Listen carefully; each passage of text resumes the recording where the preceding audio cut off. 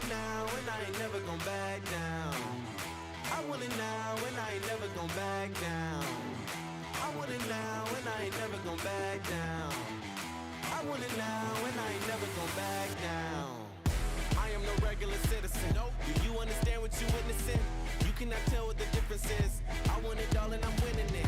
I do not care about opinions. Time to make a few decisions so I can take a position. I'ma go get it, I'm punching and kicking. I keep on moving, they off of me. Just do it and stop at I'm talking G. I'm not expressing no modesty. I can't see nobody stopping me. If there's a problem, I gotta solve it. Straight to the top, I can't see myself falling. I gotta grab it, there's no time for stalling. Number one son, it don't have other options. Now I'm fired up. I'm sorry, brother, your time's up. I see the top and I climb up. I came from the ashes, I rise up. Rise up, rise up. I want it now, I gotta rise up. Rise up. I want it now, I gotta rise up. Rise up. I want it now, I gotta rise up. Rise up. I want it now, I want it now, and I ain't never gonna back down. I want it now, and I ain't never gonna.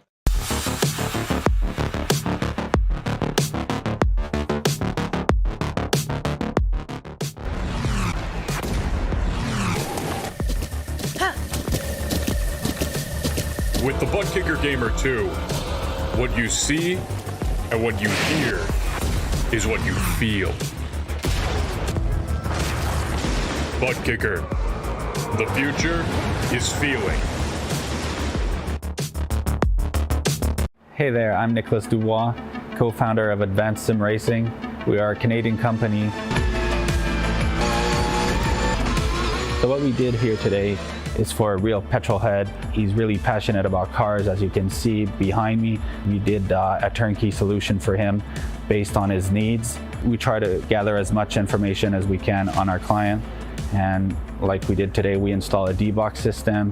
We install ultra-wide cube control steering wheel. We try to provide the best quality for your budget. So let's say if you want a budget of 10 grand, we're gonna give you something that's the best for 10 grand. If you want 20 grand, then we always try to stay within your boundaries. We do try to make it as easy as possible.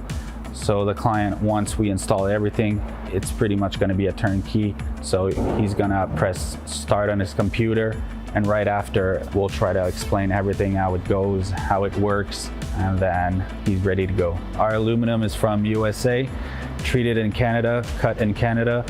So we do sand all our aluminum piece just to make sure the powder coat sticks to it.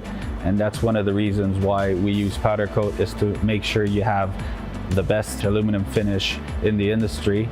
And our quality is beyond what you can get with any other competitors right now. We are really, really passionate about all the gear, all the cockpits, all the sim hardware, and that's why we want to create something that's really gonna reflect our passion into our product. Come visit us at advancedsimracing.com. You can always reach us if you have any questions. You can call us, you can text us, you can go on Facebook, like our page, ask us questions over there, and we'll make sure to answer every questions there is. We are very passionate about what we do, and we try to make it as easier for you to go into the sim racing world, because there's a lot of gear, there's a lot of options, but let us guide you through your process, and let's hope you'll be an Advanced Sim Racing customer.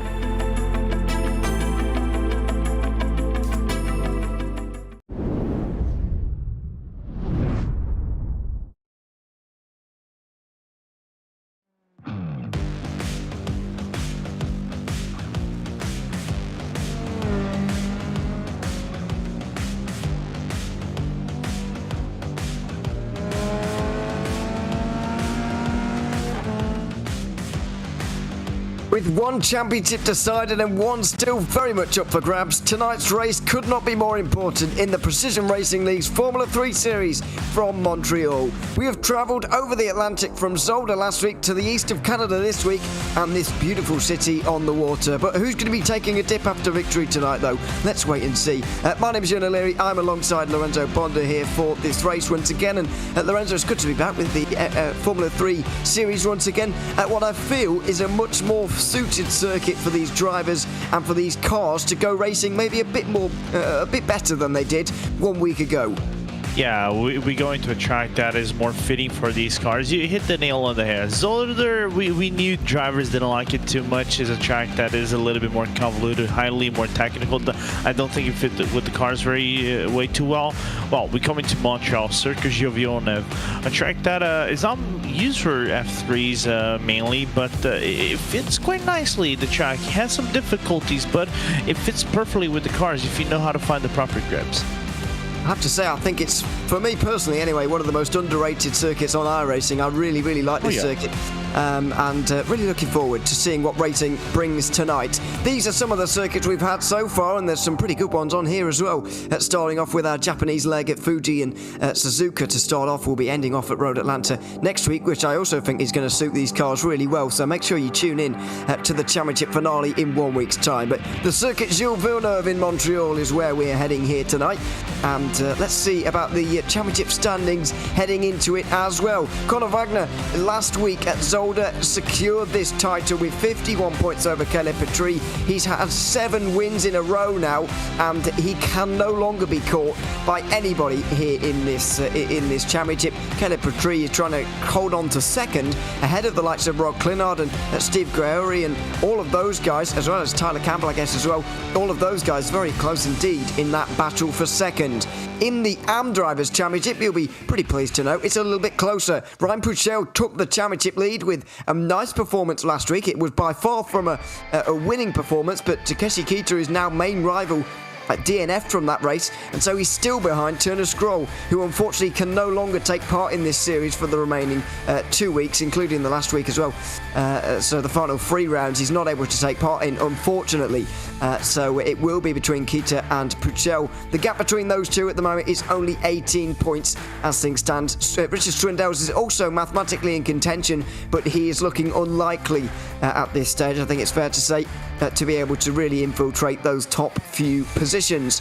Also in the Teams Championship right now, we don't split Pro and Am in this in the Formula 3 series, and Hardpoint by Delta Sport are going to be all too happy to take the championship lead there. They extended it by another 15 points last race, as they have been doing every single round since the halfway mark. Pretty much 93 points is now the gap between them and Atomic Racing Proton, who are in second place. TQ Engineering as well are in there right now.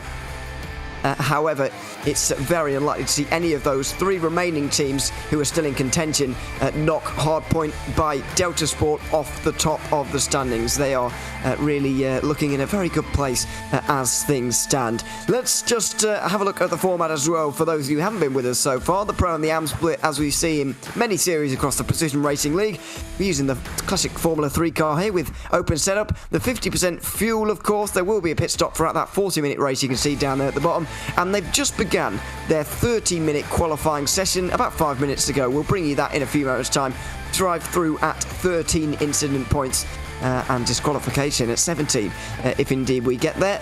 But we'll wait and see whether that will really be a factor here today. So it's looking pretty decent. We're all set up quite nicely, and let's just take you through those sponsors who make this broadcast possible, of course, starting with VCO, broadcast partners here at RaceSpotTV, helping to bring you every Precision Racing League event here in 2023 and the season 3, excuse me, I'm getting ahead of myself, 2022 and the season 3 department. Also brought to you by Advanced Sim Racing, of course, owned and operated by passionate sim racers. Advanced Sim Racing designs and builds the sturdiest and most durable aluminum profile racing simulation cockpits available in the market today. All PRL members also get a 5% discount on ASR products using the Precision5 coupon code. RaceLab helps you to improve your driving skills. With modern overlays, race statistics and native VR integration, you can get the best out of iRacing. Start using it now for free at racelab.app. Bookkicker products provide an incredible immersion and realism to every game. Feel every nuance and truly put yourself in the driver's seat. And finally, Ninja Trader, ready to compete against the financial markets. Supporting over 60,000 users across the globe, Ninja Trader provides award-winning trading software and brokerage services. Ninja Trader is always free to use for advanced charting, backtesting and trade simulation. Visit ninjatrader.com to get started with a risk-free trading simulator and start tracking your performance. A big thank you to all of those sponsors that make these broadcasts here every night, well, pretty much every night anyway, on RaceSpotTV, possible indeed. So we've got just over 20 minutes in qualifying remaining, so we've got plenty of time to dive into this circuit and what this will really mean. But I want to go back to those standings just a little bit here, Lorenzo, and talk a little bit through them. I guess there's not much to say anymore in the pro standings. That's pretty safe to say. Conor Wagner has tied this one up already. However, in the AMs, we've got 18 points separating Ryan Pouchot and Takeshi Kita, who needs a good day today. There is no two ways about that. Yeah, in the AM, it's kind of like Bucktel's championship to lose of sorts, because Kita's DNF kind of like brought the level, like the effort for the autonomic racing prototype driver to be a little bit more like a last hurrah. It has to be kind of a Hail Mary into these two last races, and then pray that Bucktel doesn't get that result at the end of the day. But for pros, I think the thing goes into how Caleb Petrie can stop Rod Klinner, because Rod, we know, comes from Hardpoint, already knows how to drive the car. Petrie no slouch either. But the thing is, how can he minimize this 10-point gap to Rod Klinner to snatch, to clinch second place in the pro division? It's gonna be enticing last two rounds, and in two tracks that we've mentioned before are completely different to one another. You see Overbay going to turn number 1 and 2, which are very hard braking points. You lift it to the left, flick it to the right, and go to third gear. Try to clip as much as you can that inside curve without bottoming out the car. Then go all the way to the outside, nearly clipping the wall into the exit. Next few handle turns, you're going to go into the left-hand side. You can kind of use the curbing there a little bit. Try to go outside as much as you can, but don't go way too wide, because the car can bottom out, especially on that red AstroTurf on the next to the wall. Here you're going to be about a second, third gear, or either second gear. A little bit of unders here on the entry of the corner to the left, to the right-hand side, and try to avoid riding the sausage curb on the exit of the second to last chicane. The braking zone are going to be either second or first gear. First gear is going to give you more torque, but it can make the car a little bit more reary. Second gear is going to give you more safety, but the car might not give you that boost of speed coming out of the exit, and then the full speed all the way down to the last chicane here, Ewan. And we have something called the Wall of Champions. I think it's a pretty infamous chicane. And Overbay just decided, no, I'm not going to take that. Yeah, just has to go into the pit lane on this occasion. But you're absolutely right. It's a very famous little chicane indeed. And a very famous wall on the outside that plenty of names have found themselves into the outside of. Speaking of champions, by the way, Nick McLaughlin here is in that first place in AMS at the moment. He's really getting to grips with this Formula 3 now. But if you're with us for the GT3 sprint broadcast earlier on, I did say at the time that he'd sewn up the championship there, but unfortunately my maths and knowledge of the rules, or lack of, has meant that I called that wrong, and he's not quite champion just yet, but he is well on his way and just needs to really what's the phrase? Dot the I's and cross the T's, as it were, to get his title by the end. But either way, he's having a good run at the moment in the AMS, taking this early provisional pole position.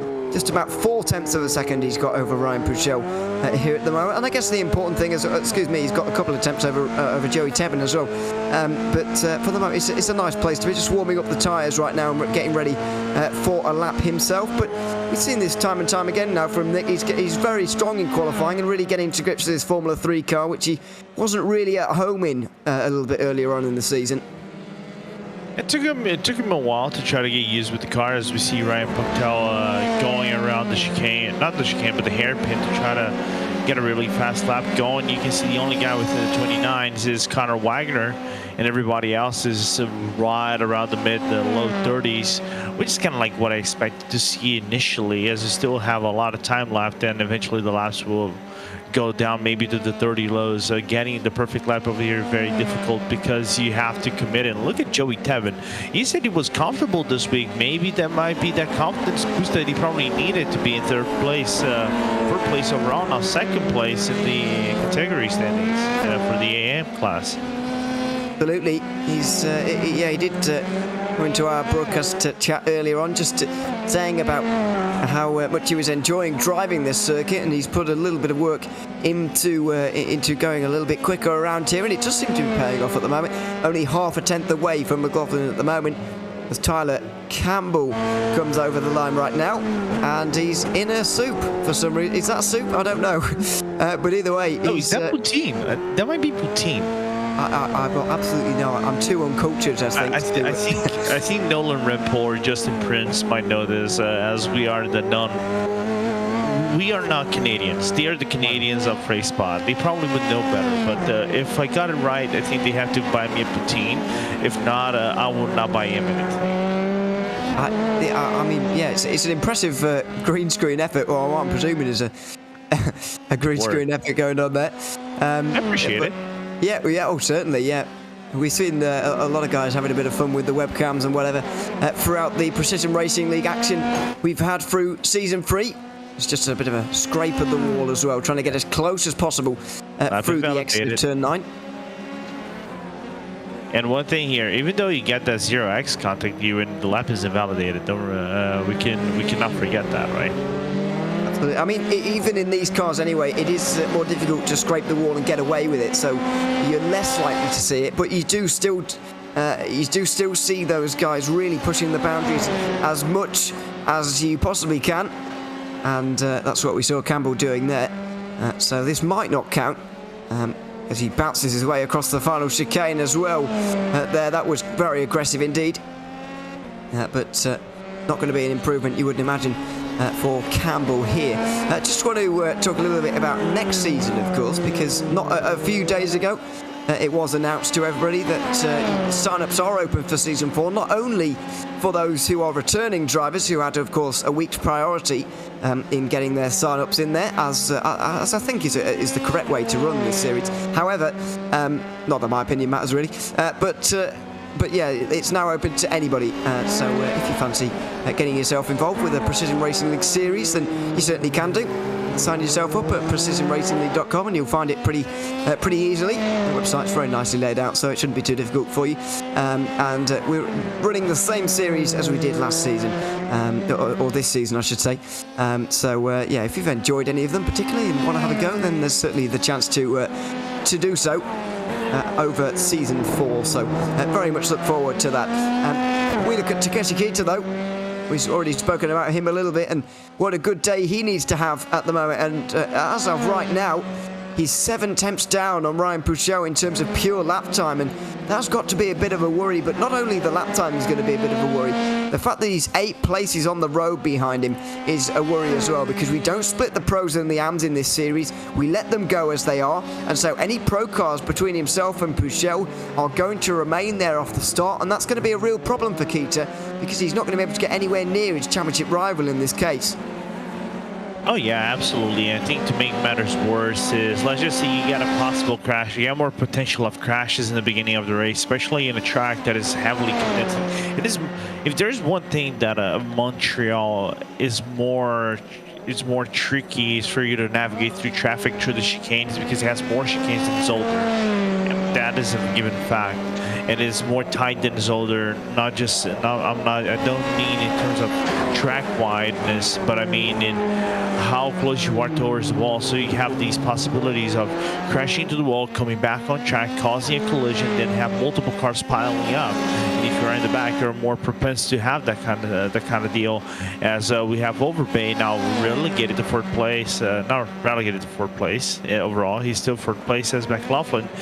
Really done a good lap, really comfortable with the car. But what I want to point out here, is grab the margins from 4th to 7th place right now. Look how close they are. It's like ridiculously close. It's like a sneeze of sorts. Yeah, 800ths of a second is the official gap between. Well, it's just changed because has it?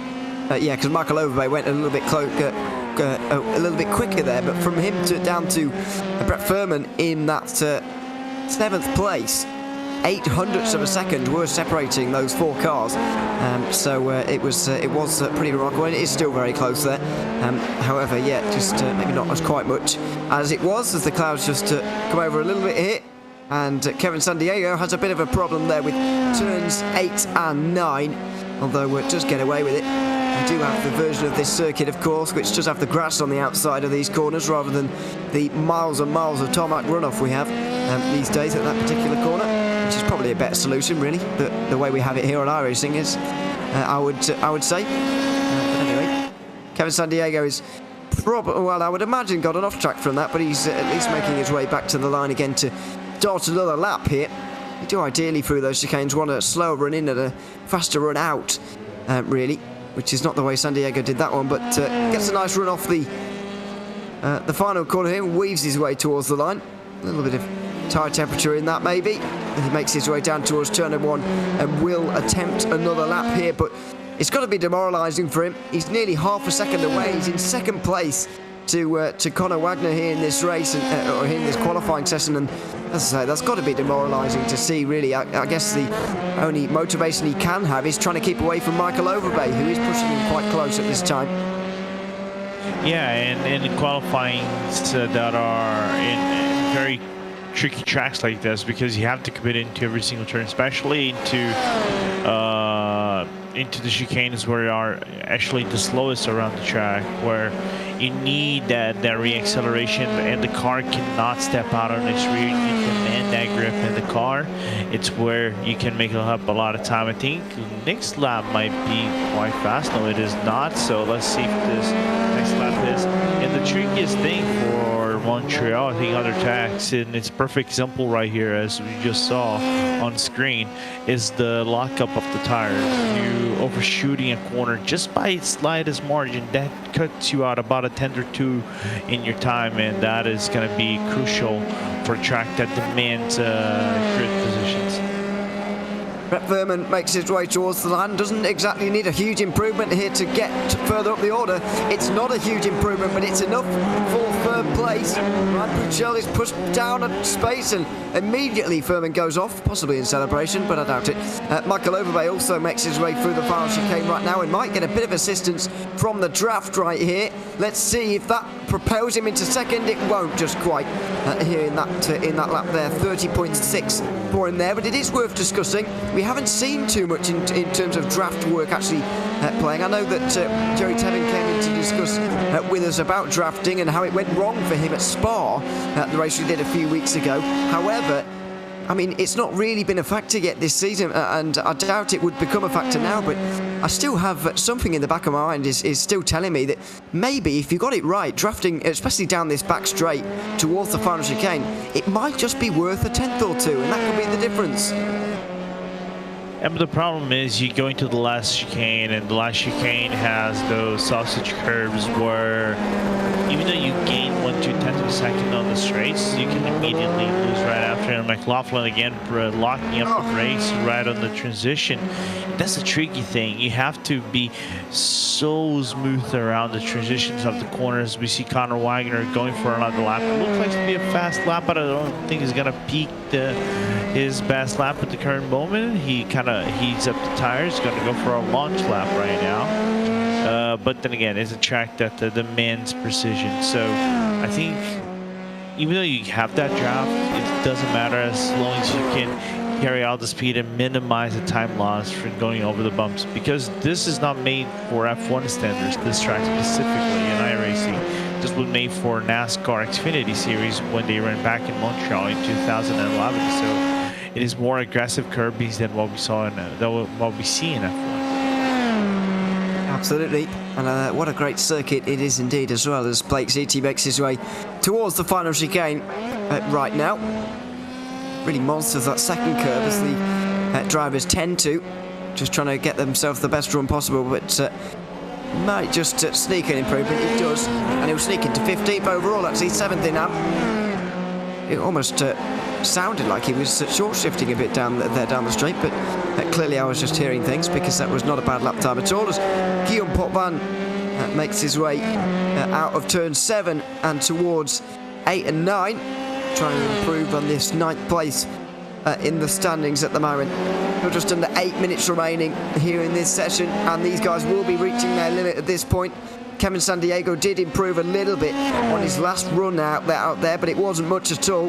He's still not really any closer to Conor Wagner here in this session, 4/10 away still.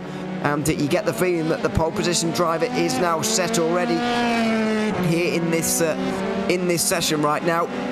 And you get the feeling that most of these drivers are pretty rooted to where they are right now, because, as I mentioned, these guys are so good that in 20 minutes or so they will begin to reach the limit of what they've actually been able to do, and it's almost hard for them to go any faster, as Stephen Ridders does exactly that, getting up into 8th overall now as an AM.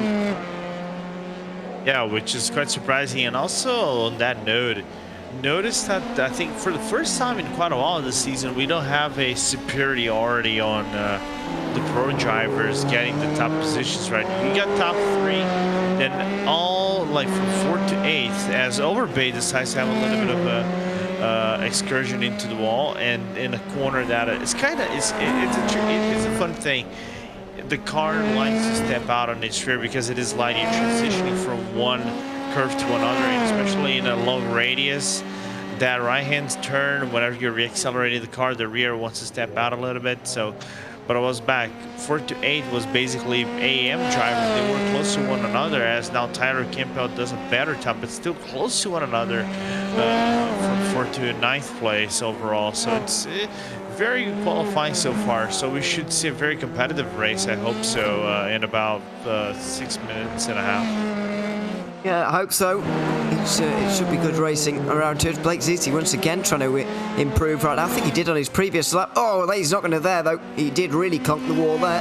And I'd be surprised if he hasn't knocked anything slightly out of line there with that kind of contact. It is worth talking about, I guess. In qualifying, less important, of course, because you can just go straight back to the pit lane immediately as Ziti gets things wrong on the exit of the hairpin briefly. But yeah, I mean, how hard do you push and how close do you push these walls during the race here? Because it's 40 minutes long very nearly, and there's going to be a lot of run-ins with the walls. You're going to do a lot of laps around here. We possibly could get towards 30 laps here in this race, probably just less, but certainly over 25, and that's a lot of times where you'll be very close to the wall. So it is a real game of risk versus reward around here, because you want to maximise that lap time, of course, but you don't want to damage your car, which will really set you back for the entire race. Yeah, I think for the first chicane, where you go closer to the wall, you kind of have to do it because that's the natural progression on the track. It will get you closer to the wall. The second one, where you just so max shabbily but just go through by. I normally try to stay close to it. I try to avoid using sausage curve. You can kind of use it left sausage curve to try to give you extra grip and try to give you a straight line exit if you actually are able to do that appropriately. But I try to avoid it as best as possible. And this final chicane where you go into the wall of champions, I have a mentality, if I can stay away from the wall of champions, for me, that's good. But some people like to take the full extension if necessary, just to try to maximize the track usage around Montreal. So it goes by driver to driver. Yeah, it certainly does. But it could end up backfiring on someone who comes in a bit too confident, but we'll wait and see on that one, as Brett Furman makes his way towards the line at the moment as well. Tevin, by the way, seems to have just hit a bit of a wall early on in the session, really put that lap time in and then really couldn't go any faster, and now he's getting overhauled a little bit. Ryan Pruchel gets himself into second in AM. Now what about Brett Furman as well? He's not quite going to improve there, but either way, the gap between McLaughlin and Pruchel now only 33 thousandths of a second. It's very, very close in AM. Well, we've been saying it's been settled in pro for a very long time. The AM qualifying is very close indeed. The top four separated by less than a tenth of a second. Yeah, so you said 33 separates Laughlin to Bucktel, and Bucktel to Tevin is 40 hundredths of a second, and then it is 24 hundredths of a second, 26 hundredths of a second that separates Tevin and Thurman. So it's literally nothing. Like I said, just 1/10 of a second separating 4th to 7, and like I said, it's his knees. So if you get that properly, as Kevin San Diego might appreciate going over the wall. The first chicane, and it is just like this. Montreal is a track that rewards those who are brave. Certainly does. We go less than 3 minutes to go now. Definitely damage on Kevin Sandiego's car there as Nick McLaughlin now trying to put this one out of reach. The kind of pole position here in Am has been put into doubt a little bit, and he's trying to just get rid of some of that with this lap time here. 2.5 minutes to go, which is not long at all. But Puchel and Tebben are not out there on the circuit at the moment, and I don't think Puchel is, neither of them are going to get round in time, are they? So, well, they could do, I suppose, but only if they leave about now. There's a little bit of grass got on the way in here for McLaughlin. You think he'll be okay anyway, unless Furman can find a 1/10 of a second, which is becoming increasingly difficult to find here at this circuit now. However, McLaughlin's going to try and put this one beyond any reasonable doubt now into the final chicane. He's eventually going to go, and we'll see if he is able to go any quicker. Oh, he did go a little bit deep, and maybe not the best run onto the front straight there, but let's see. He might just have a 10th here. Oh, well, he's got a few hundredths, and it might be enough. It is still a 30.5, but that might be enough for McLaughlin now. The only driver who can really challenge him here is Tebben, who is out there on the circuit right now, and I think that's almost a celebratory spin there for McLaughlin. And there'll be some celebrations here, minor ones for Conor Wagner as well, as he goes in search of an 8th win in a row in this series, which is a remarkable record. Yeah, it's a remarkable record for Conor Wagner, and Tebben can pull it off, but then again, he has to commit a every single turn. He got a little bit lucky that the car doesn't step out, and you have to be precise on the track itself. And Kevin Sandego, I think, was able to secure P2 with an improvement on the lap, about a 1/10 of the lap improvement for the number 98. For the number 98. So let's see if Overbay's in the track and is actually putting up a fast lap. This has to be the lap of his life for him to actually get into P2. P1 is going to be a little bit more difficult, but still doable. We'll never know. You can have those miracle laps where you don't know where you pulled that off. Wow, and I think Conor Wagner might have just had one of them, because that was another quicker lap time. We'll call it a 29.7, but it's once again over half a second quicker than anybody else in this session. He is just on fire in this series, in this season. It's another pole position surely now for Conor Wagner in this series. His 6th out of the 9 races we've had so far. Only one other driver has been able to take more than one here, and that was David Holland earlier on in the season. It's been remarkable from the 51 driver, and it's been another fantastic lap indeed from him. Time elapses here in the qualifying session. They will be able to complete their laps here. The likes of Michael Overbay and Joey Tebben, Tyler Campbell and Max Chablis are inside the top 10 and still out there on the circuit at the moment. But Michael Overbay is going to need a real big improvement here with his final lap if he wants to take 2nd place, and going so wide at the hairpin there is not going to do it for him, I'm afraid. He's going to have to settle for that position. It's going to be minor places for everybody behind that. Conor Wagner, once again, with a dream lap, more than half a second clear of the field, and it's hard to see him even being challenged in this race, really. Yeah, as we see Peter Newhook try to wrap up his lap. I think it might be a slight improvement, but it's not going to be over way too much at the end of the lap. No, quite contrary, not even a proper improvement.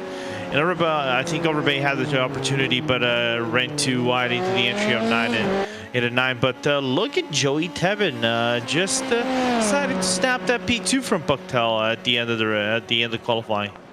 He did eventually find a bit of pace in that. It's the first improvement I've seen him do in quite a while, but he's actually really got himself into a nice place there, into 2nd, and he'll be pretty pleased with that as Tyler Campbell comes over the line now with a bit of an improvement too, and he jumps right ahead of all of the AM guys in front of Michael Overbay as well. It's 3rd place for Tyler Campbell in what was a great final lap time there from him. So that concludes the qualifying session here at Montreal, and it was no surprise to see Conor Wagner come out on top. Kevin Sandiego will try and challenge him into turn number 1, and Tyler Campbell and Michael Overbay will just be behind. Nick McLaughlin with another pole there from 5th. He's alongside Joey Tebbin in that 6th place. 7th will be championship leader Ryan Puchel alongside Brett Furman. Then it will be Max Shabley in 9th with Stephen Ridders running out the top 10. Kelly Patrice second in the championship, but all the way down in 11th here. Justin Negret will be on the 6th row with him. With in 13th position here, Kevin Santaga. Takeshi Kita only 14th here, third in the AM Championship. Needs to gain points on Ryan Puchel today. Won't be doing it from there. Needs a good race, as Blake Ziti will do as well from 15th. Brian Lowe will be alongside him. Guillaume Potman will be in 17th alongside Brad Miller, who's 18th. Then in the final 3 places, Lucio Vargas, Peter Newhook and Ross Cado, rounding out your 21-car grid here for this race. 25 laps are getting set then. The drivers getting themselves set, getting themselves on the grid, and they're preparing themselves for this run through lap 1, which is not going to be an easy one. It's a pretty difficult first chicane to fly into. And we have to mind the possible incidents at lap 1, especially going to turn number 3, 4, and 5, where it's the riskiest, in my opinion, when you're trying to fly side by side and you're still close to one another. And that's where everything can get hectic. I hope everybody in the track can get a really solid lap 1, then fight it out along the race goes. Just a couple more drivers, including the likes of Kevin Sandiego, Kevin Santana, to get themselves on the grid, and then we'll be ready to go racing. 25 laps at Montreal in the penultimate race of the Precision Racing League's Formula 3 Series. Lights are on and about to get underway. It's another good start for Conor Wagner, who takes the lead single file in towards turn number 1. It's going to be follow the leader for the likes of Kevin Sandiego, Tyler Campbell and Michael Overbay. As behind, they all try and challenge the leaders. It looks like Joey Tebbin might have gotten to the lead of Harmon. He has indeed. Nick McLaughlin has lost that pole position immediately off the start. Joey Tebbin up into first position with Brett Furman in 3rd, then Puchel and Ridders running up the top 5 in AM. For the most part, though, it looks like a clean start for everyone. Yeah, now deep braking zone. I think I just saw Petrie going for a deep braking zone to try to get one more spot up, try to get within the top 10. With that being said, Conor Wagner already opening up a gap, and look at Tyler Campbell trying to put up a little bit of pressure on Kevin Sandiego and the green F3, trying to hold up the advances of the number 37. Very positive start from Tyler Campbell here in this race. Looking to make his way through and dives very deep under brakes. Going down towards the hairpin, bit wide as well actually, and that might allow Michael Overbay to have a go here into the final chicane. There's going to be an almighty load of slipstream going on here, because look at the amount of cars in a train.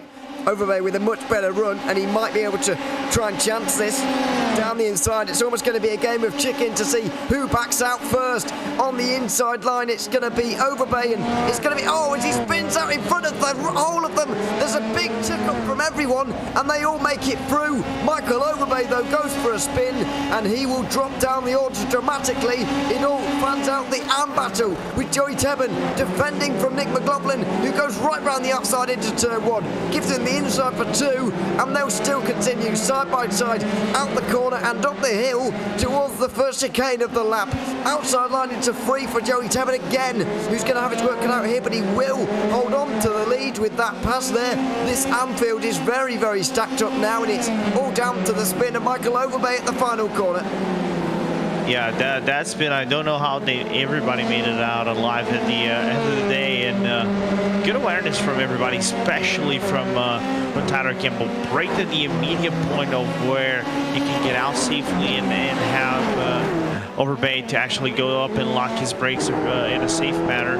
That being said, it opens up the door for a lot of drivers. Look at Petrie now into the top 4 of the AM class, trying to climb up the field and try to make a recovery race. He's already going to put that car on the inside, and there he goes.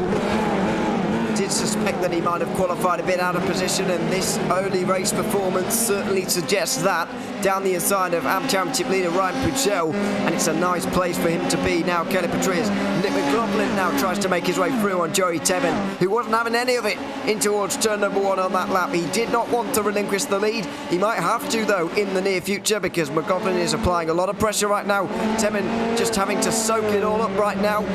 as Caleb Petrie is on the back of these three already as well. I've no idea how he managed to qualify so far down the order, given the pace he's showing right now. Some could say he was sandbagging, but I don't know. It's a tricky track. And let's look at the replay. Look at the awareness of Campbell and everybody else just narrowly avoiding the incident and everybody getting out safely.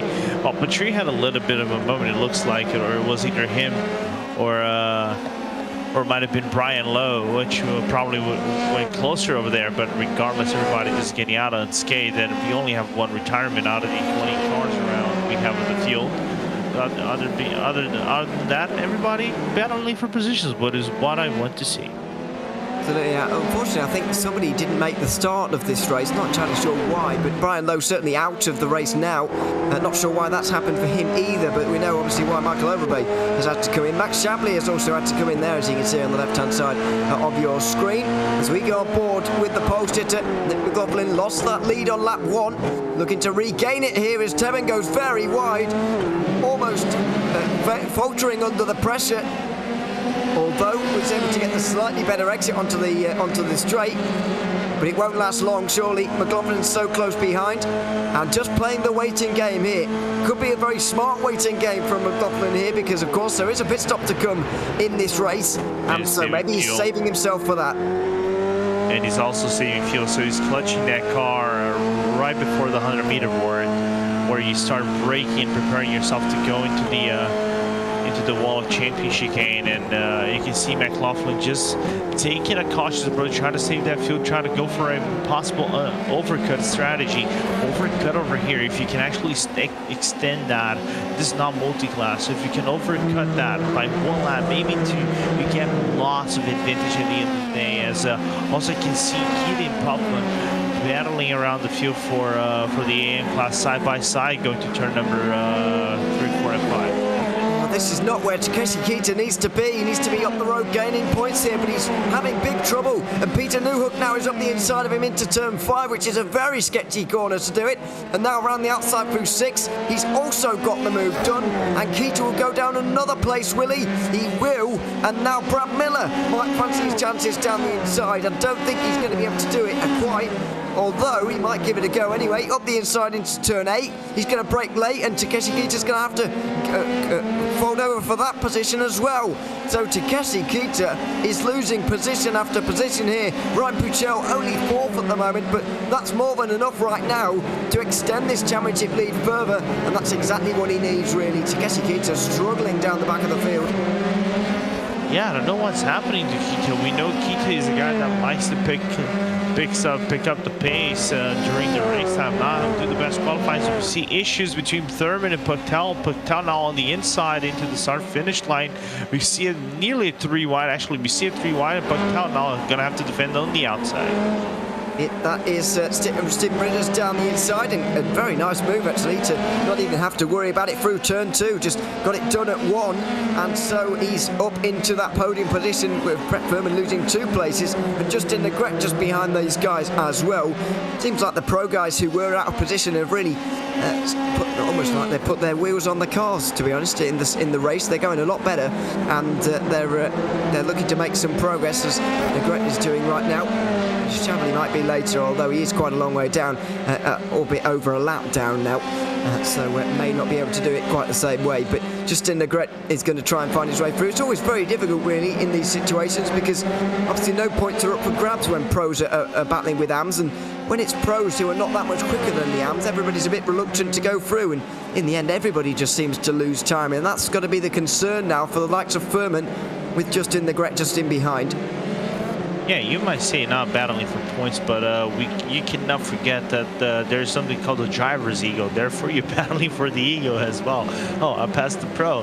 That is a feel-good situation. That's why we can't have these situations from time to time. Look at Pactel trying to look on the inside of his Ritters, going to the final chicane, just having a little bit of a look, goes back into the line, into the toe, and gonna be the passenger for one more lap, as Ritters now P3 into the AM settings. I think might tie one of his best results in the season so far. It might well do. Ridders just holding on to the bottom step of the podium for now, as the two leaders of Tebben and McLaughlin have just decided to not fight quite so hard for the moment. We go on board with Brett Furman here and watch the battle between Puchel and Ridders right now. Tricky chicane at 3 and 4, not letting the car run out too wide here. Just occasionally checking in the mirrors as well, you can be sure, for Justin Legret in the background right now. Furman going to benefit a little bit from the slipstream down this shorter straight towards 8 and 9. But the real waiting game is for the final chicane of the lap, where the Wall of Champions is, of course, and it's after that long casino straight, which may just be the moment for Brian Puchel to make his way through, although you get the feeling the situation he's in, he won't be risking life and limb to be able to get down the inside here. We'll wait and see how much he is willing to put on the line. Out of the hairpin, it's not a bad exit, although I'm not convinced it's close enough here. From the time gaps we can see right now, the slipstream's going to benefit him greatly, of course, Puchel, but I don't think he's going to be close enough to really have a look, and he won't. Will we see a different story into turn number 1, or are we seeing the start of a battle that is just going to be following one another? Well, Puchel's got a nice run out of the final chicane there, there's no doubt about that, and maybe he will look to the inside. Not quite for the moment. I think we've got a bit of a taste for what this battle might end up being. It's a bit of a follow the leader situation, as Justin Legret makes that big dive on Brett Furman, but not able to do it. I looked at the relatives between Thurman and Legret for a little bit, and I thought, oh, Legret is a little bit close, I think, but I don't think he's going to pull the move into turn number 1. I was very wrong. Legret went for the move on the inside, but covered it right quickly by Thurman by being on the apex on the corner right after, and Legret kind of like fumbled the transition from turn number 1 to 2, and have to relegate into the passenger of Doom for the Pro class and have to stick behind all these 3 AM class cars in front of him. But other than that, really a solid result for Legret, who has been quite struggling to get into top 5 results for the past few races in the season. So it's kind of good to see that number 66 finally getting to top 5 results after a recent struggle. Yeah, it is just trying that all-important exit off the hairpin, but to be fair, turn 1 has been the more obvious opportunity so far after the run out the final chicane, but just struggling to make any moves right now, and I get the feeling we're going to see a lot of this until the pit stop phase, where we will start to see changes finally made, although Nick McLaughlin's off the road, trying to see whether it's safe to get going again, and decides that it is, but he drops down outside the top 10. He's down to 6th place in the AM class. From 2nd, he will be bitterly disappointed about that. There is only one reason I can find for being spinning that thing. Overbroke himself. Overbraked.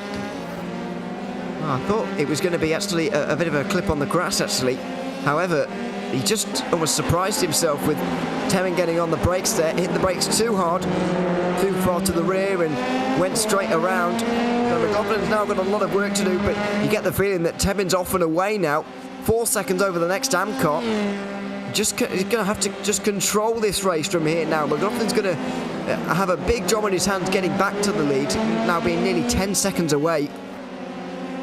I think from the AM drivers, I think he might be the only guy with race pace that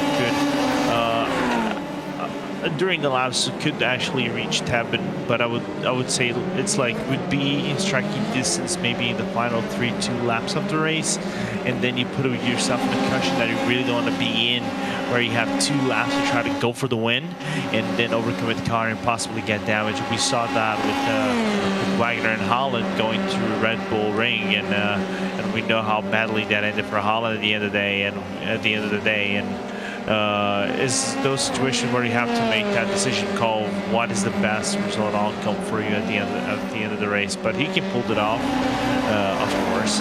But it's a letdown nevertheless. And Tebben in a position that if I'm him, if a tree comes, I'll let him by and try to minimize time loss.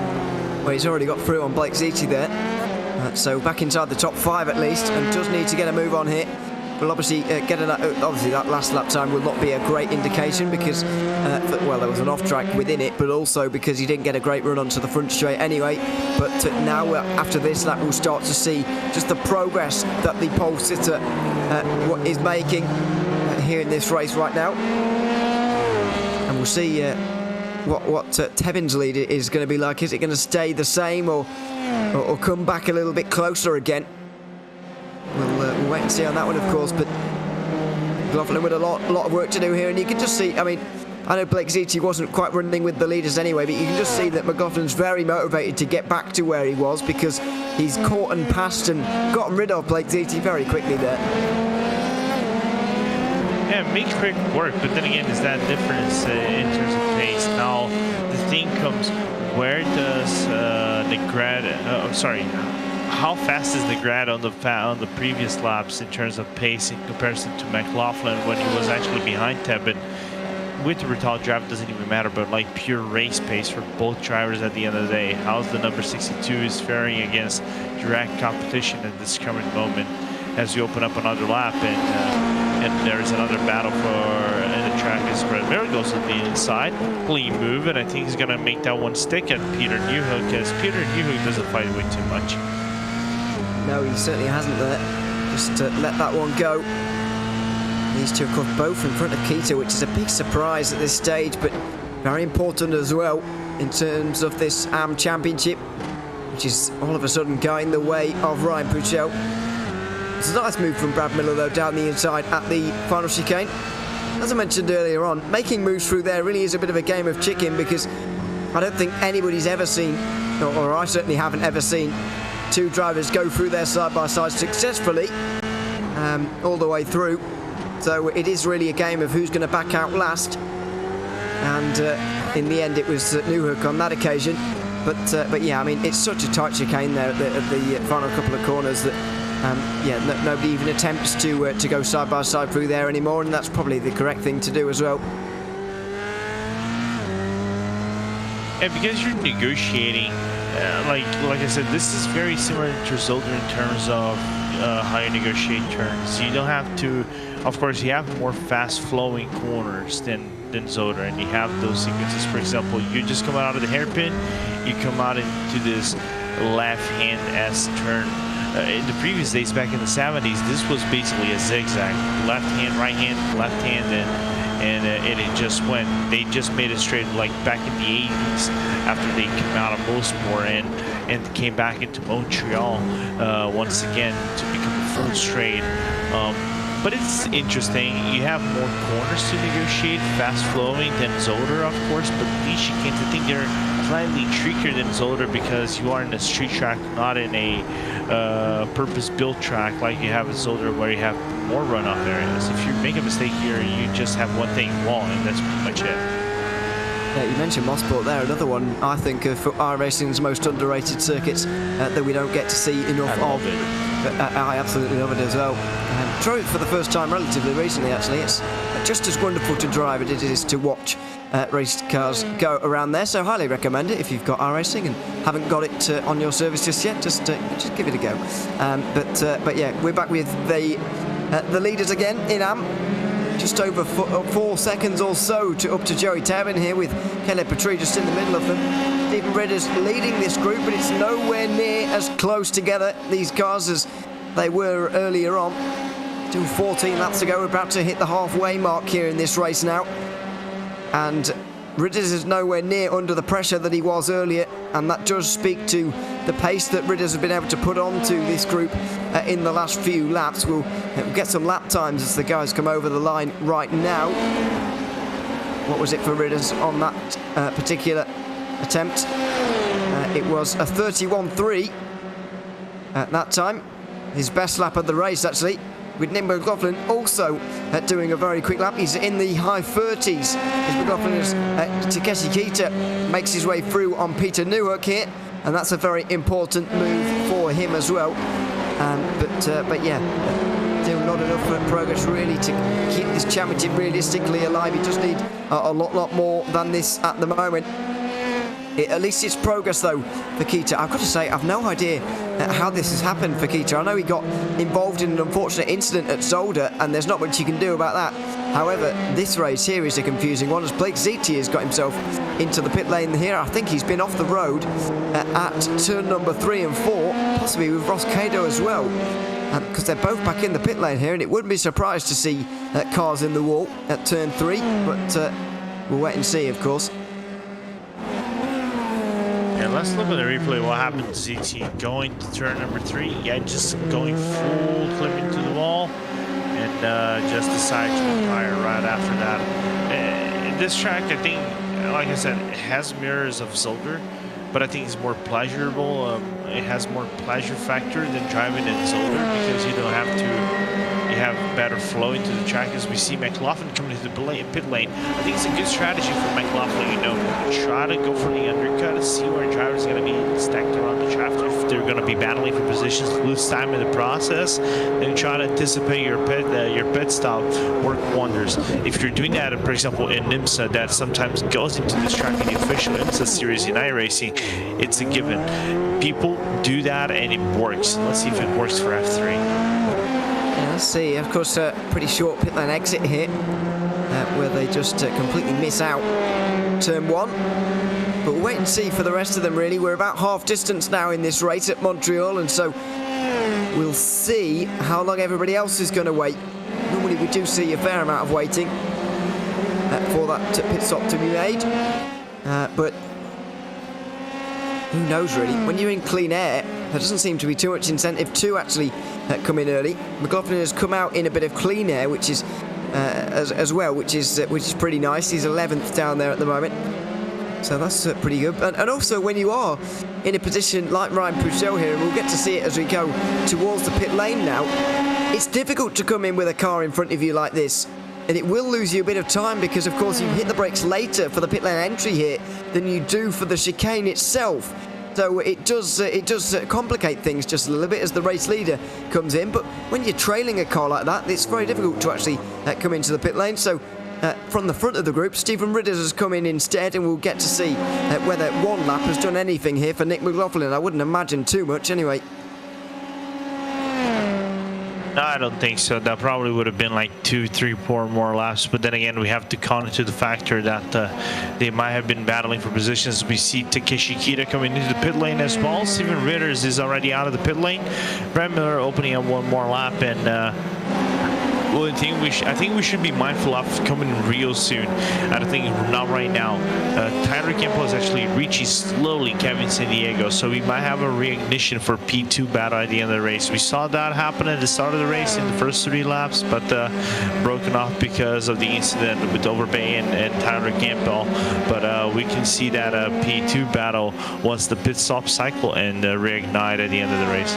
Yeah, I think Campbell might just have got the edge in terms of pace over Kevin San Diego, but as you mentioned, that incident has just held him back a little bit. And just see the dominance of Conor Wagner, by the way, in 5th place after that pit stop. Remarkable dominance from the race leader again, looking for his 8th win in a row in this series now, as I believe there's a lap car involved in this group at the moment somewhere, because we've got, that's Tevin and Petrie going very close to one another. As we see into the pit lane is Brett Furman at the moment from 7th place at the time. He's going to drop down the order, and is Nick McLaughlin going to jump him, because he's only 7/10 and half a second behind Stephen Ridders, who was leading that group there. McLaughlin might have had a remarkable recovery here. Yeah, well, which surprises me a little bit. So let's see where Thurman and Puffin's are going to come out of the pit lane. Thurman, quite of a slow pit stop, 6.9. He might come out absolutely he's going to come out behind McLaughlin. McLaughlin, let's see, now the question goes on Pucktail. When Pucktail comes into the pit lane, how fast is he going to do? I think he's going to be behind McLaughlin here. You can see how far behind Brett Furman is. I know Pouchel was just in front, however, he'll still be behind these guys, surely. I wonder if they're trying to fight at the moment or whether McLaughlin just wants to stay in behind and try and catch Joey Temin here. There's not a lot that he can do to make Stephen Ridders go any quicker, and so I think he's figured that he might as well just try and overtake here with 10 laps to go at the line. He had a look down the inside at turn 6, but that really would have been an audacious and quite potentially silly move down the inside there. Just slightly bouncing over the curbs at 8 and 9. Down towards the hairpin now for McLaughlin. Is there going to be a move, or are we going to see a bit of waiting? Is Joey Temin going to wait to come in again here? Because he's been waiting so far. I think he's gone past the pit lane again here, so we are going to have to wait just a little bit further. I'm surprised that Ryan Puchel hasn't come in there, because surely you'd want to come in to cover off the likes of Ridders and McLaughlin, who are clearly getting an undercut right now. Yeah, but I think that's good for Puchel right now. You have these two guys battling. I don't know how much on the time relative McLaughlin is losing trying to go over Ridders.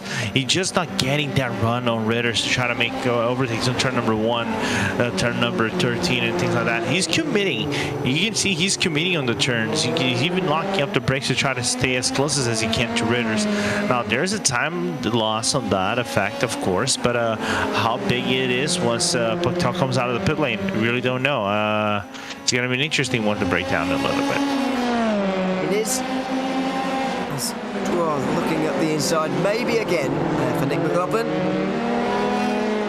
But that seems to be the only place where he's really quite close enough to make a decisive move. But once again, at turn 6, it's just not ideal. Closing right in behind for Ridders now, looking to the outside line and making Ridders defend. This is not the ideal situation for these two, but it's totally ideal for Puchel and Joey Temin out front right now. McLaughlin once again with a better run, and maybe down towards the hairpin he'll try the outbraking move. There he goes, later on the brakes, and he's up to 7th place. But you've got to count the cost now. Has that cost him too much time to really overhaul Puchel now, as Temin and Puchel both come into the pit lane? McLaughlin's even under pressure going into the final chicane. Let's see, outside line for Ridders. He's put out the slipstream quite early there, and so won't benefit quite as much from it. He's on the outside line, but he does get his nose in front. Oh, he tries to go around the outside, but he was never going to be able to do that. And now he's lost a whole heap of time. Now surely he's going to be behind the likes of Puchel here, unless there's a really long stop for the 93. McLaughlin goes through, although will Puchel stay behind them? It looks like he will, and he will get in front of Ridders. Not quite. Ridders slides straight in front of him. I'm not sure that was intentional or whether there was a mistake there, but it was aggressive, and it was effective nevertheless. I really want to look on the replay what happened to Ridders. I think he might have clipped or locked the brakes going to turn number 1 and just slid the car into the entry and kind of slid his into the DMs of the number 93 at the end of the day. As now Thurman goes into, makes the overtake, and now he grabs up another spot, and Ridders lost 2. Yeah. What's happening here to Stephen Ridders? Slow down. We'll find out here into turn 1 and 2. There might be something to say here with Dustin Legret, so it was not intentional. I'm glad to report it was completely unintentional. Just went across the grass there and slid straight in front there. But as the top 2 come in, Kevin Sandiego and Tyler Campbell make their way down pit lane. But yeah, Legret there was really an innocent party, you would say. Ridders just trying to defend on the way in and couldn't hold the speed that he was going at. And so lost a whole heap of time as these two come in. Kevin Sandiego and Tyler Campbell. Temin is going to stay behind them. It was a shorter stop there for Campbell, and he's going to be a lot closer. I think your prediction is pretty much bang on here, Lorenzo, that we are going to get a fight in the final 8 laps of this race. Kevin Sandiego and Tyler Campbell are going to fight it out for 2nd position in this race. Yeah, it was kind of like what I expected. I think Tyler will manage to find some grip midway through the race and found his strides and got closer and closer and closer using the draft of Kevin Sandiego. This track doesn't generate too much aero push into the cars. There is not too many fast turns for you to get the aero push on the F3 cars. So you get that benefit of being able to ride close. Of course, not as close as you want effectively to try to make overtakes in every corner corner that you probably won. But Tyler Campbell got a little bit of a second win into the end of the race, and now has an opportunity to get a better result into that podium at the end of the story. Meanwhile, Tevin getting a lot of pressure from Petrie, as you just saw. Stephen Ridders has made another mistake, or he's just going slowly again here because he's lost a bit of time and he's so far behind the Leipzig Puchel now, 10 seconds behind the car he was battling with not so long ago, and so something has clearly gone wrong there. I think it's an ongoing thing as well because there were no obvious causes for that. However, just really struggling. Kevin Sandiego makes his way through the final chicane. Oh, and Tyler Campbell very nearly ends his race as well in the wall there. Or has he? Because that wheel, the rear right, is that graphical thing on our end? It looks like, yes, it is. He's absolutely fine by the looks of things. Yeah, cutting this one very fine at this stage now. And you can just see how hard he's pushing, really. Kevin Sandiego has got his work cut out in terms of keeping Tyler Campbell behind. And Campbell is not leaving anything out there on the road.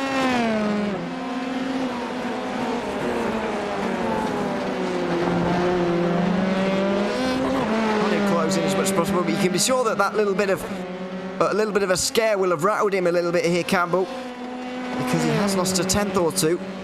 Lost out. Well, actually, he gained 4 tenths on that previous lap, but it doesn't mean much because they came out the pit lane, of course. Get a better idea as when they begin again. Wait, is that Kevin Sandiego? He ran off. Did he go off? It looked like he might have done. He did indeed. Just in front of Tevin, and Caleb Petrie's going to get onto the pro podium. He will do. He goes through. What happened there to Kevin Sandiego? Because it was almost obscure from our camera view there. Into turns 8 and 9. He takes too much speed on the way in, way too much speed, and thankfully doesn't hit the wall, but the damage was done really in the position he lost, and that wasn't a good reversing onto the circuit. Oh no, that wasn't. But hey, losing P3 at current moment with 5 laps to go. I think Joey Tevin is going to appreciate that a little bit, and now he's going to fight tooth and nails for that podium spot, regardless of what happens against Caleb Petrie. It doesn't even matter if Petrie is faster or not. Hey, if you can actually get that podium, we saw that in Zolder. Why not battle until the end of the race? We saw that. I just happened to think it was actually even with Petrie at the end of the race, if I recall correctly. Possibly. My memory is fading by the day, by the sounds of it, because I don't know. But yeah, Joey Tevin's got a pretty awkward situation at the moment. He's been caught slightly by Nick McLaughlin, 5 seconds between the two. And you think ideally you'd want to let these two through here in Caleb Petrie and Kevin Sandiego because they're going to be fighting it out soon. However, that would lose him about 2 seconds, and that would really put the pressure on these final 5 laps. So we'll see what he does here, but he is in a very awkward position. And Petrie and Sandiego are not exactly going to be patient in trying to go through here, as Justin Negrete looks like he's been off the road further down the order. He drops a few places. I mean, for Joey, there's 2 things, right? First, he's in a podium spot. How often does an AM driver get a podium spot in a race like this? It's not uncommon, right? It's not common. So he's gonna try to make the best of his opportunity and try to get over here. He's feeling confident with the car and know how much his setup is actually runs in comparison to Petrie at the end of things. But if he gets that podium, well, that's good for him. And plus, there's 2 RaceSpot commentators commentating a RaceSpot commentator. Therefore, he needs actually to perform good. Otherwise, he's getting picked on by RaceSpot commentators. Just going to be commentating on ourselves all day at this point. Oh yeah. As Tevin tries to hold on with this lead, although it's down to 4 seconds, you can be sure the pressure from Petrie is getting to him just a little bit in the pace going out of this group, because Kevin Sandiego getting all the closer to them as well, as they're within 5 laps to go. Petrie in an awkward situation here to whether to know whether to try and go through here or not. He's so close to the back of Tevin. He's going to be very nervous about overtaking here. And Nick McLaughlin is going to be absolutely loving this. We go on board with Petrie.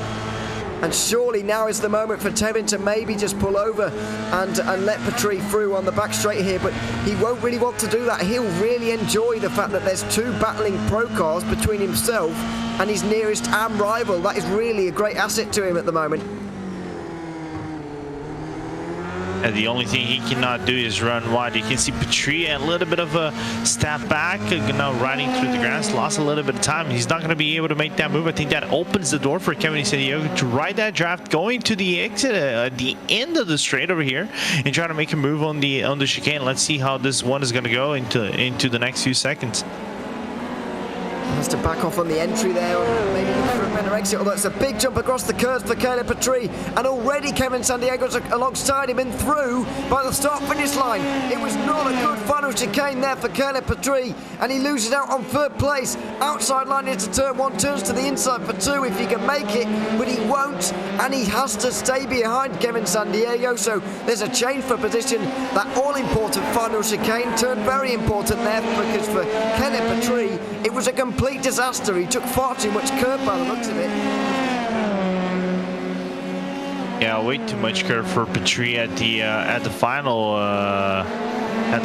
corner, and therefore completely upset the car and lost momentum. Therefore, opened the door for Kevin Santiago to come through and make that overtake, and still has the opportunity to get within that podium for the pro standings with 3 laps to go. At 3.5 laps to go over here in Montreal. So it's going to be a still a really good race, and look how far behind. There's Nick McLaughlin. So if any mistakes are done, man, Nick can actually nick, no pun intended, of course, the top 5 spot overall. Pun absolutely intended, but whatever. Yeah, he is going to try his best, but I do feel like the damage was done earlier with the spin down at the final. Oh, yeah. He is running out of laps. You can't forget there's only 3 laps to go now, and they're not exactly long laps. If we saw, less than 5 minutes on the clock here, we would be doubting whether he'd be able to get anywhere near at this stage. It's just that the laps maybe sometimes seem like there's a bit longer on the clock, but yeah, it's looking unlikely at this stage. Petrie just hanging off the back of Kevin Sandiego, but you can see that both of these pro cars are faster than Joey Tebben at the moment, and that is the way it's supposed to be, I suppose, with the pro and ams. However, it's not helping Kevin Sandiego because he can't really get that far away from Caleb Petrie at the moment, and he's basically going to have pressure from now until the very final corner of this race. And to make matters worse, you just saw Kevin try to go for a pressure move on turn number 1 to see if Tebben actually was going to fold, going to number 1 and 2, but Tebben with a really defensive line going through number 1 and 2, and Kevin had to completely butcher the transition from the left hand corner into the right hand hairpin, and had to go a little bit wider than usual. Thus brought Petrie closer into the gap, but still separated by about 3/4 tenths of a second, those 2 drivers, and so that's a good cushion to try to make moves on the number 60 of Joey Tebben. It's a real conundrum for all of these guys at the moment, not least Tebben out front. What's the gap back to McLaughlin? It's just over 3.5 seconds, so it is coming down.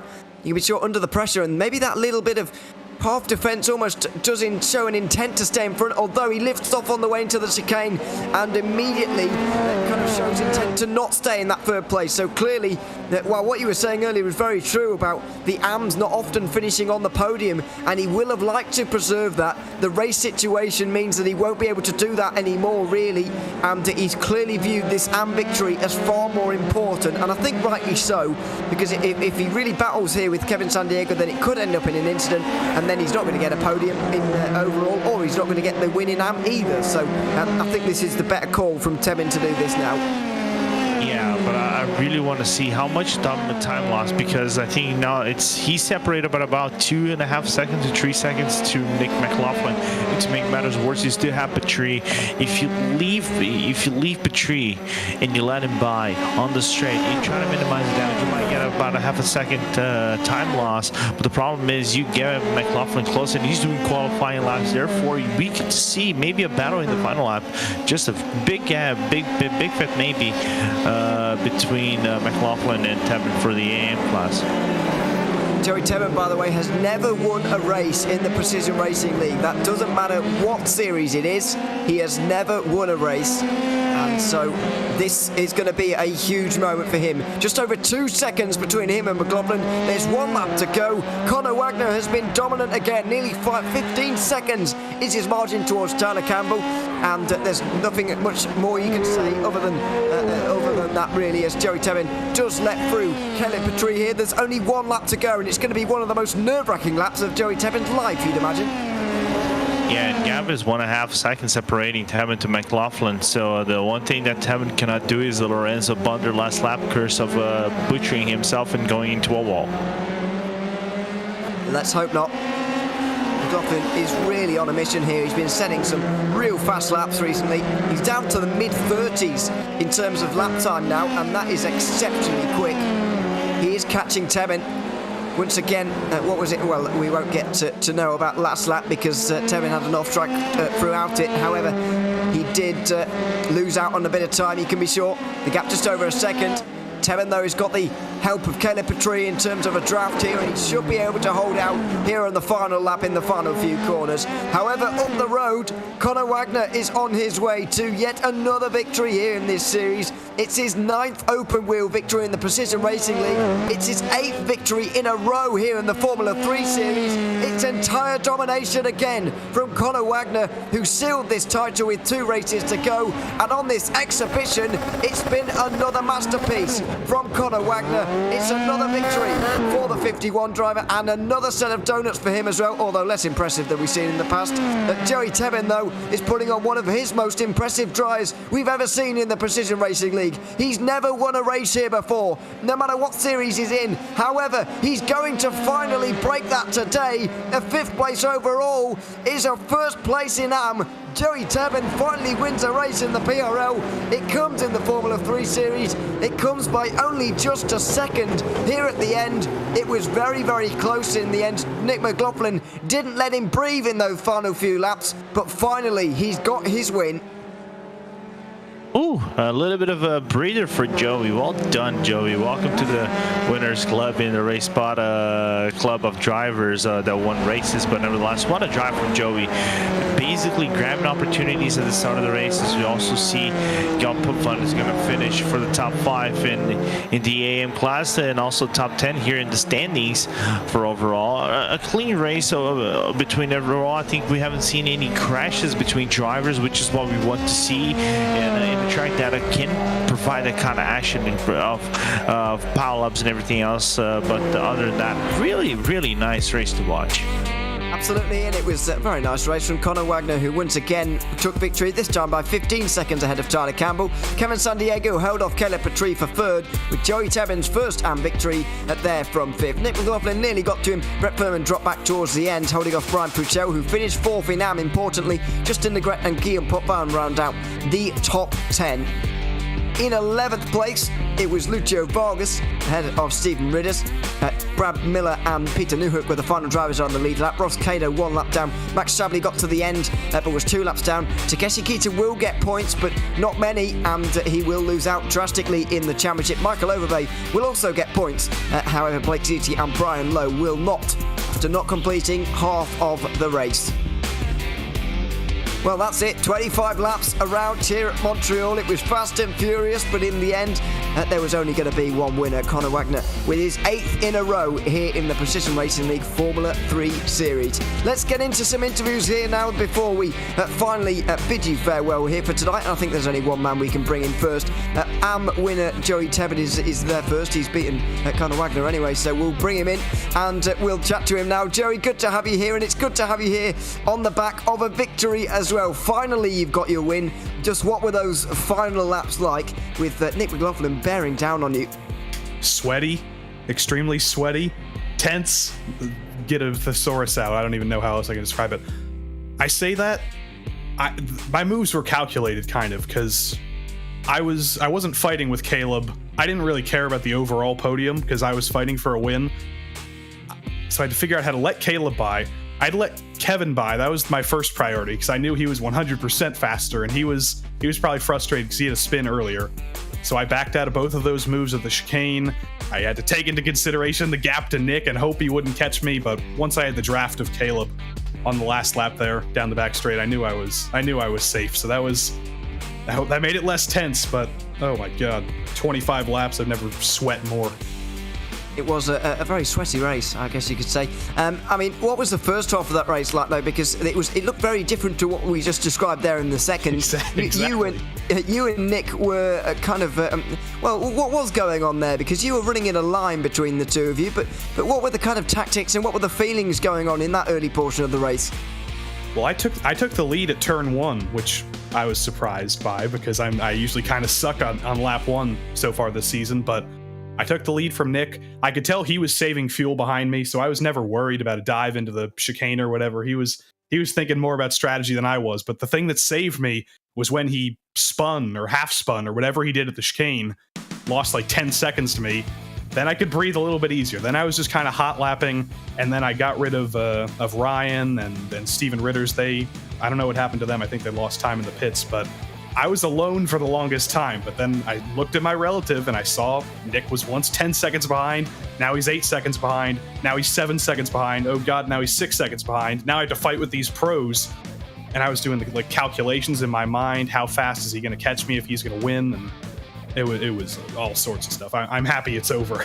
I bet you are. Congratulations on that victory here tonight, Joey, and we look forward to seeing you maybe do it again at the final race. We'll see you there. Before I leave you, I have to thank one person. I don't know if he's watching. I have to thank Mitchell Welker here. I had a pseudo driver coaching session with him before tonight earlier this week. He showed me the ropes around Montreal. I deliberately did that because these might be my last 2 races for a while in this series, and I wanted to go out with a bang. So I finally took Mitch's expertise to use, and I won the first race after doing that. So I think he might not take a lot of credit for that. I've got to take some credit too, but I got to thank him specifically, and the rest of the guys on Atomic Racing. Can't forget about them too. Absolutely. You told us before the race, and you said hopefully it works and brings you a result, and it absolutely did. Congratulations, and thanks very much for coming to have a chat to us as well. Thank you, Ewan. Thanks very much. Joey Tebben, victorious here at Montreal. We'll stay with the AM theme for now and bring in Nick McLaughlin, since we were talking about him just a couple of moments ago. Nick, welcome to the booth as well. Second place here tonight at Montreal. I guess we've got to go back to the first half of the race and that unfortunate spin that in the end undid your race just a little bit. Just what happened down there at the final chicane. Yeah, it was a fun start of the race. I come into the final chicane there a little bit hot, and unfortunately locked up, and well, I'll take that over rear-ending Joey, who of course had a fantastic race. All hats off to him. Big win.